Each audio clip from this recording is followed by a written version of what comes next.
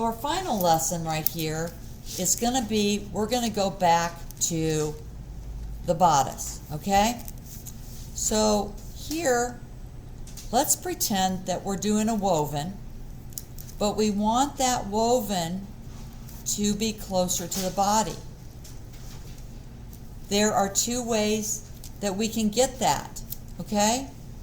What's one way to do it? Okay, I'll tell you.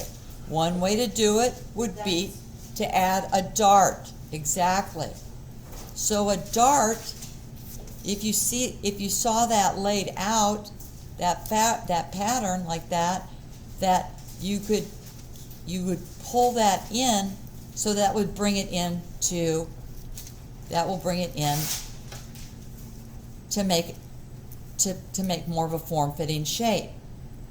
Now there are various places where you can do darts. Sometimes people do darts at the shoulders if they want darts to be if they want to have more of a form fit at the shoulders. Sometimes they do more than one dart.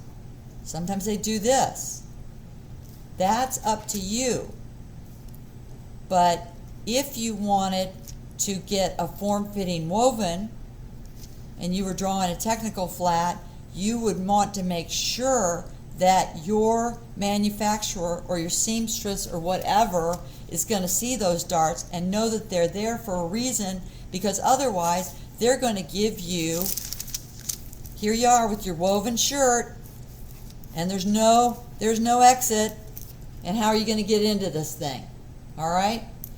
You know, and maybe it buttons in the back, maybe it buttons in the front, but it's got, if it's woven, then you have to assume that that it's going to start out like this, and that everything that brings it in is going to be like a dart or so.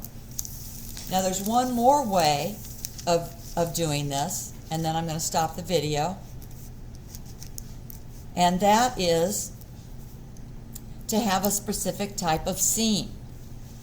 Does anybody know the type of seam that's commonly used, particularly in women's wear, that will give you that fit? A princess seam. Was that Tanya? Yes.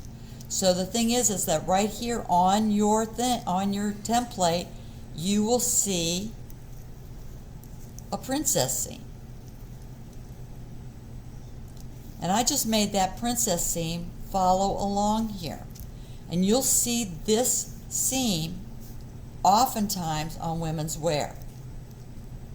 You will also see something that we will also discuss in jackets. You will also see something that will coincide with the princess seam, and that can be on the back or the front. And what have I just drawn here? Up here. This right here. What's that called? That's called a yoke. Not like an egg yolk, but like a yoke that you would put on an oxen.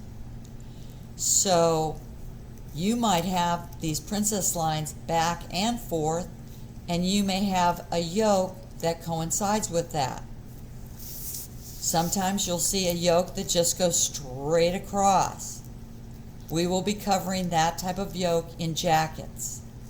What I'm talking about today is the kind of seam and the kind of yoke that will follow along with the body's curve and give you a more shape to your woven fabrics.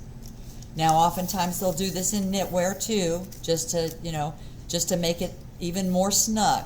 All right, so it's not completely relegated to knitwear or to woven wear, but that's usually a good way to get some shape and structure into a woven fabric that will not stretch. Okay, so that concludes our shirts lesson. All right, so I'm going to come around, I'm going to stop this video.